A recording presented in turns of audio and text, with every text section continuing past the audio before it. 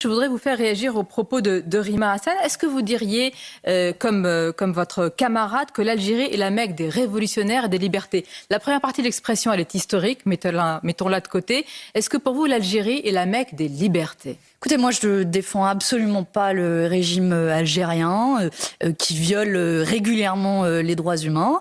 Et donc vous avez deux positions bien différentes. Non, mais vous prenez une phrase sortie... je ne prends pas une phrase, elle est essentielle, la Mecque des libertés.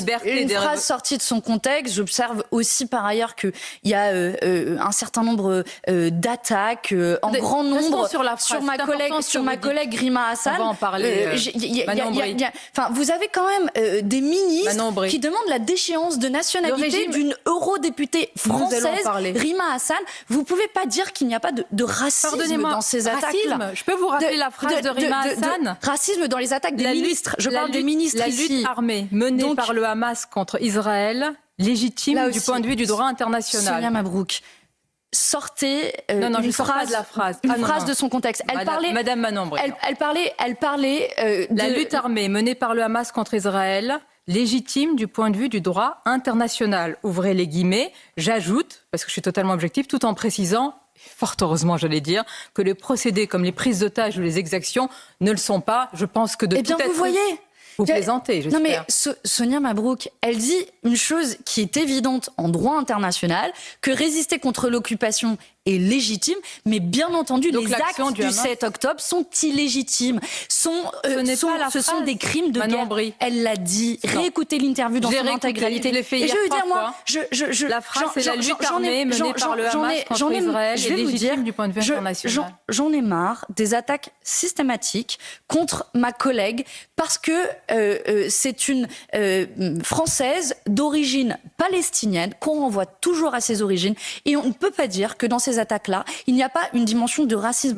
Vous auriez dit la même chose, vous auriez réagi de la même manière. Mais non, parce qu'il y a aujourd'hui une obsession contre ma collègue Rima Hassan qui a parlé la langue du droit international. Elle a redit, et je le redis ici à votre antenne, la langue du droit international est une langue de la trahison aujourd'hui. Non, les actes du...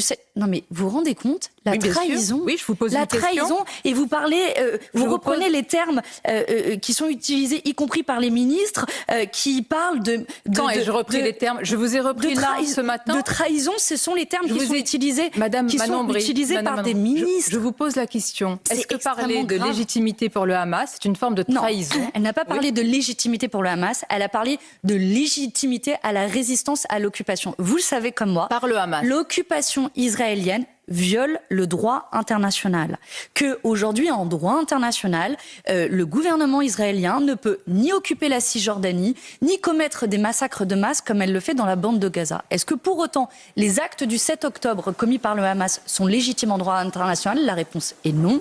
Il y a d'ailleurs la Cour pénale internationale qui a lancé un mandat d'arrêt international contre des dirigeants du Hamas pour les crimes qui sont commis le 7 octobre, qui sont absolument abjects, je vous le redis, qui sont abjects. En aucun cas, une prise d'otage n'est légitime. En aucun cas, le massacre de populations civiles est légitime. Et vous voyez, moi je parle la langue du droit international. Une vie humaine, qu'elle soit israélienne ou qu'elle soit palestinienne, a la même valeur pour moi.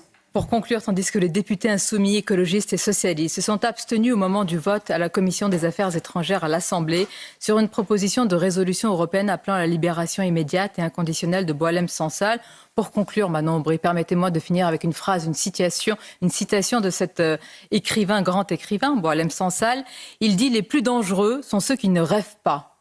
Ils ont l'âme glacée ». Est-ce que vous pouvez peut-être...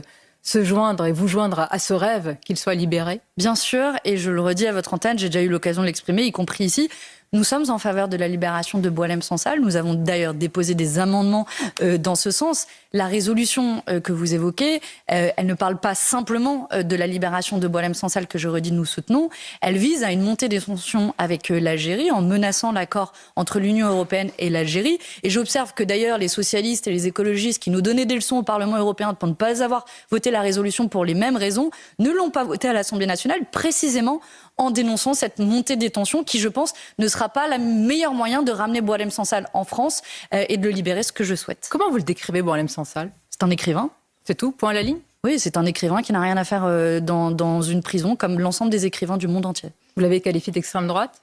Non, c'est pas la question qui est posée. C'est important. Il a bien le droit de raconter ce qu'il veut et je suis pour la liberté d'expression, la vôtre, la mienne et a fortiori celle des écrivains. Surtout quand il dit qu'il se bat contre l'islamisme. Mais oui, l'islamisme radical, c'est pas forcément une bonne chose. Par contre, pointer du doigt l'ensemble des personnes de confession musulmane juste pour être musulman, ça je le refuse. Ça s'appelle du racisme.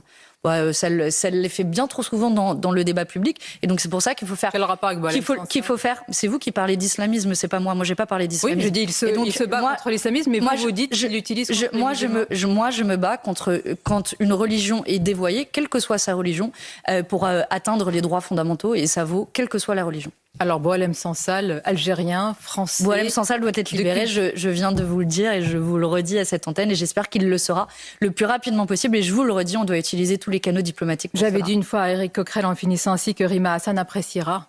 Merci. Mais elle est en faveur de la libération de Boualem Sansal. On l'entend Rima fort, Hassan, elle l'a dit à plusieurs reprises. Bien sûr. Elle l'a dit. Merci à vous.